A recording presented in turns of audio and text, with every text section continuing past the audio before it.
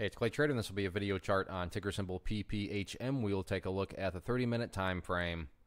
Real quick, what do I mean by 30-minute in case maybe you're new to charts? Instead of each one of these candlesticks here representing 1 day's worth of price action, which is what you would normally see, each one represents 30 minutes. So while this here may look like several days worth of time, it's actually just today's price action broken down into 30-minute time slices.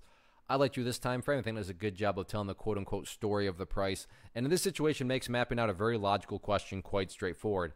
And that question revolves around the fact that today made a very, very nice move. Now, sure, the price pulled back here a little bit, but even where the price closed relative to where it was not that long ago, I think everybody would agree that, yeah, this was a very, very nice move. But that does lead to the logical question, but is there any sort of true power behind this price movement? Is there any sort of genuine strength, or is this just some sort of knee-jerk reaction, dead cat bounce type move? I have no idea, but like I said, by using charts, we can make answering that question very straightforward. And in my mind, it all revolves around a single area, and that is down here at the 57-cent mark. Why is 57 cents so important? Well, hopefully we can all agree on the logic that price movements with genuine power, with true strength, the price is going to progress forward. The price is not going to go back to where it was.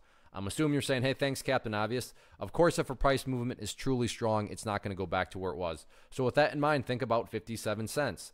Any sort of closes below it, or worse yet, if the price separates to the downside, what is that doing to the price? That's literally putting the price right back inside of this range where it already was. Again, going back, not a sign of true strength. Whereas let's say the price pulls back here, bounces around, and then heads back up. What would you have in this situation? Well, you'd have a set of lows right here. You'd have this previous set of lows down there. If you picture each one of those as stair steps, well, hey, now you have stair steps progressing in the upwards direction. And again, that's what a truly strong move does. It's going to make progress over time. And in this case situation, I'm just defining and quantifying the statement make progress as 57 cents. Now, what about areas of resistance? If this move is going to continue upwards, where are some of these key battlegrounds at? Two main areas of resistance stand out. First one being, just the popular 62-cent one. Call it popular because, yeah, it's fun to talk about testing previous highs, breaking new highs. But the initial one that really stands out and kind of made itself known this afternoon, right here, slightly below 61 cents. For whatever reason, you can see sellers decided to show up right there on a few different occasions. Bulls tried to break up through there, but couldn't quite do it. So, right around there going to be that first hurdle. Then you have 62 cents up there. But anyway, you slice it. Very, very nice move today on the Bulls' part. Now it's just a question of can the Bulls build upon this momentum next week? We shall see.